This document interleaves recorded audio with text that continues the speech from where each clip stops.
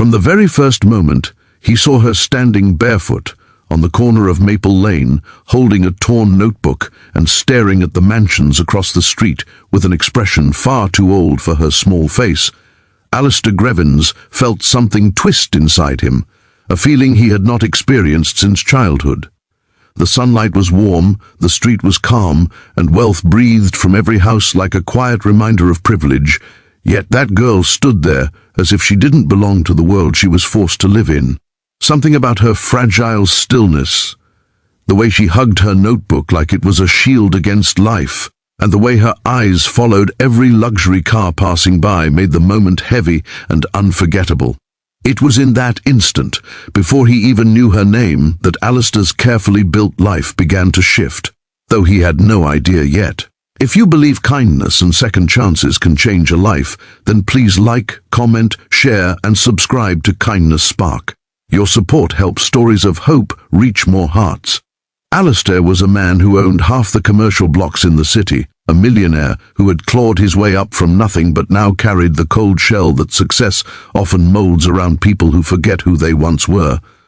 At 38, his life was a checklist of achievements but empty on the inside. He had wealth, power, and respect, yet his home felt more like a museum than a place where anyone lived. Every morning he walked out into the sunlit driveway, surrounded by trimmed hedges and polished stone pathways, but nothing ever warmed him. Not the light, not the accomplishments, not the silence he once craved. He thought he preferred quiet, until it became loud enough to echo in every corner of his life. The girl, who looked hardly more than 11, lived 2 houses down from the back entrance of his estate in a faded rental unit squeezed between wealthier homes. Her family was invisible to the neighborhood, quiet, unnoticed, and struggling in ways the rich rarely see because they do not look. Alistair had never paid attention until that day when she stood alone, staring at a world she wasn't part of. She had a thin frame, dusty sandals, a pale blue dress washed too many times, and hair tied with a frayed ribbon that once might have been pink. Her name, he later learned, was Maribel Anwen. Over the next weeks, because he began taking morning walks instead of rushing straight to his office, Alistair saw her again and again. Sometimes she sat under the tall maple tree sketching houses in her notebook as sunlight filtered through the leaves and scattered warm patches across her skin. Sometimes she helped her mother, a tired woman who cleaned houses in the neighborhood, carrying laundry baskets twice her size. And sometimes he saw her simply watching the street, the same look in her eyes, a mix of longing and exhaustion that didn't fit a child. Each sighting unsettled him. He had grown up poor too, but he had pushed the memories so far that seeing them reflected in someone else, especially a child, broke through the walls he'd built. Her presence became a reminder of what he had forgotten: humility, hunger, and that small aching hope poor children cling to because they have nothing else. One afternoon, while he was reviewing construction plans on his porch and the daylight shimmered lazily across the quiet street, he saw Maribel trip on the broken curb and drop her notebook. Pages scattered like fallen leaves. She scrambled to gather them before they blew away. He watched her hands shake as she pressed the papers to her chest, desperately trying to keep her drawings safe. Something inside him finally snapped. He walked down the steps toward her, not out of charity, but out of a strange magnetic pull he couldn't understand.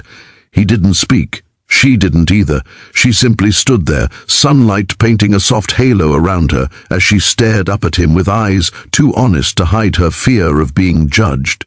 She clutched her notebook tighter, and he caught a glimpse of the sketches inside. Houses, streets, gardens, and one drawing of a mansion that looked suspiciously like his. Every detail was drawn with aching precision, as if she had studied it from afar for hours. Her mother appeared moments later, apologizing with trembling hands, taking Maribel away quickly, as though afraid they had trespassed into a world that didn't want them. Alistair didn't stop them, but the image of the girl's drawings stayed with him all night. It wasn't the talent that struck him, though she was remarkably gifted. It was the hunger in her sketches. Every line felt like a wish. The next day, sunlight fell warm and bright across the neighborhood as usual, but nothing felt the same to Alistair. For the first time in years, he noticed the peeling paint on the rental house, the broken window taped from the inside, and the collapsing fence leaning into the yard. He noticed Maribel's mother leaving early, shoulders bent under invisible weights, and Maribel hurrying late to school with a bag too worn for anyone to ignore. He felt something he wasn't used to, responsibility. Something in her eyes kept echoing in his mind. "They live on my street, sir." Words she had never spoken aloud to him, yet her presence seemed to whisper them.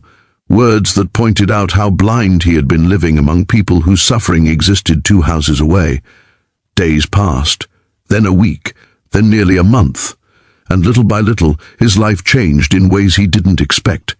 He found himself giving her small, unnoticed kindnesses, not charity, nothing obvious, but tiny interventions meant to ease burdens without harming pride. He arranged anonymously for a construction team to repair the cracked sidewalk near her house.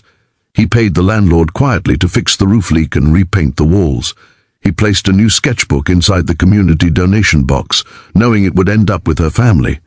He even redirected funds from his business to a local program that supported school children from low-income homes. He did it all without approaching her again. He didn't want to embarrass her, or worse, make her feel indebted. He simply wanted her life a little easier. But fate seemed determined to cross their paths again.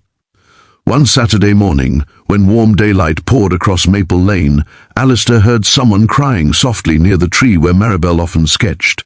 He followed the sound and found her sitting with her knees drawn up, notebook open but untouched. She wasn't hurt, yet the sadness around her shimmered like heat on pavement.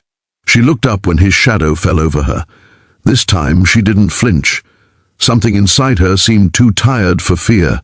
Holding her notebook close, she whispered a truth so simple and so heavy that it rooted him to the ground. "My drawings don't matter, sir. People like us don't get out of this street."